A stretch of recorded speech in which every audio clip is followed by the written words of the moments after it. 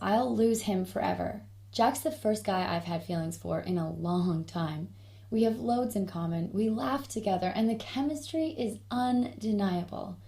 But as I sit across from him at the restaurant, I can feel his interest in me fading. He looks bored and distracted, and I know if I don't say something to change his mind before we finish dessert, he'll be gone from my life forever, leaving me alone and frustrated, hopeless that I'll ever find a man who feels about me the way I feel about him. I take a deep breath and say something which, up until a week ago, I never would have even considered saying. And suddenly, he's attentive and energized. He's touching my arm as we talk, and by the time the bill comes, he's holding my hand and looking deep into my eyes and telling me I'm the only woman he could ever imagine being with. Hi, I'm Emma, and I'm going to show you what I said that day to unleash a flood of emotions in Jack, which wiped out all doubts he had about being with me and made him absolutely sure I was the only one for him. And I'm going to show you what you can say to release a chemical cocktail in any man's brain which shuts down his desire for other women and focuses all his romantic desire onto you, so you're the only one he can imagine being with.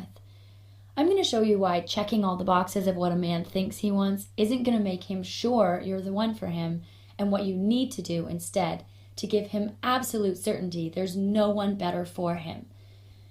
It's all based on an emotional tripwire in the male brain discovered by researchers at Rutgers University, SUNY Stony Brook, and the Albert Einstein College of Medicine in New York, which cuts off a man's feelings for other women and makes him unable to stop thinking about you, even if he wants to. Once you activate it, he starts to idealize you, forgetting any reasons he might have doubted you were right for him and seeing only your positive qualities, so he has no doubt you're the only one who can make him happy. You can use it with a guy you just met to stand out from all other women as the only choice for him. You can use it with a guy you've just started dating to erase any feelings of doubt he has about going all in with you, so all he cares about is securing your love. You can even use it with your long-term boyfriend or husband to make him realize how lucky he is to have you, so he sees you as the center of his world and he's willing to sacrifice anything for you and your relationship. I first discovered this emotional tripwire and the exact scripts which set it off after one of the most humiliating experiences of my life. I was working as a freelance journalist and Liam was the CEO of a tech startup. We started dating after I interviewed him for a feature on the year's biggest tech turnarounds. He was good looking and in great shape without being vain. He was passionate about his work. He made me laugh, and the sex was incredible. Best of all, he wasn't afraid to show how into me he was, which made me feel safe enough to open my heart in a way I hadn't in years. That's why 6 months in, when he said he wanted to talk, I was totally blindsided.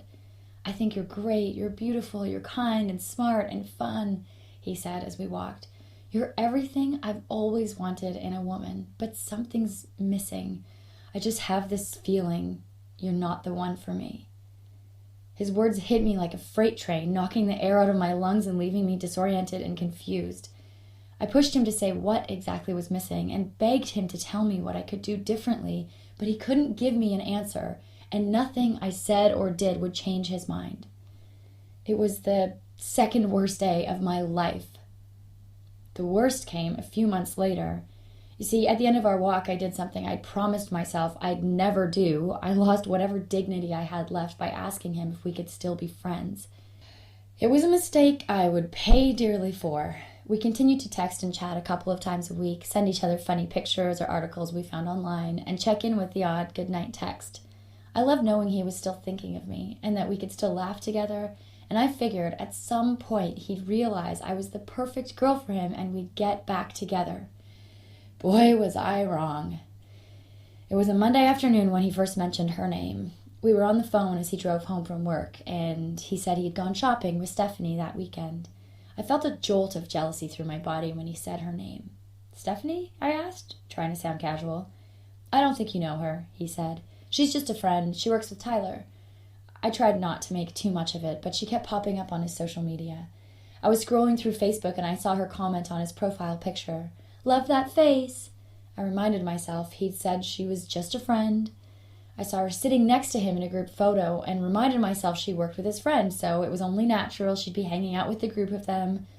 But when she posted a selfie with the two of them where she was kissing him on the cheek, it was hard not to panic. I mean, they looked like a couple. And though the image jarred me at first, I told myself she probably had a crush on him, a lot of girls did, but that didn't mean he felt the same way about her. That night, I missed him so much I couldn't sleep. I kept thinking about when we first met, how good it felt when he looked at me and the sweet things he used to say to me. Then, just as my heart ached so much for him I thought it might burst, he texted me, "Hey, you up?" My heart leapt seeing his name on my phone. He was thinking about me too. My plan to wait before texting him back went out the window, and I wrote back right away. "Yep, can't sleep. What's up?" I tried to sound casual. "Nothing much," he responded. Then, "I miss you. We should talk." After a quick check in my phone's camera, I agreed to FaceTime with him. When I answered, he was sitting up in bed with his shirt off. He looked tired but handsome. His face had a few days of scruff on it like I liked, and I melted seeing him. We started talking about old times, and I saw a sadness in his eyes. I felt connected to him in a way I hadn't in so long, and all I wanted was to be with him at that moment. Just laying together, cuddling, and talking like we used to. I wanted to bask in the glow of his complete attention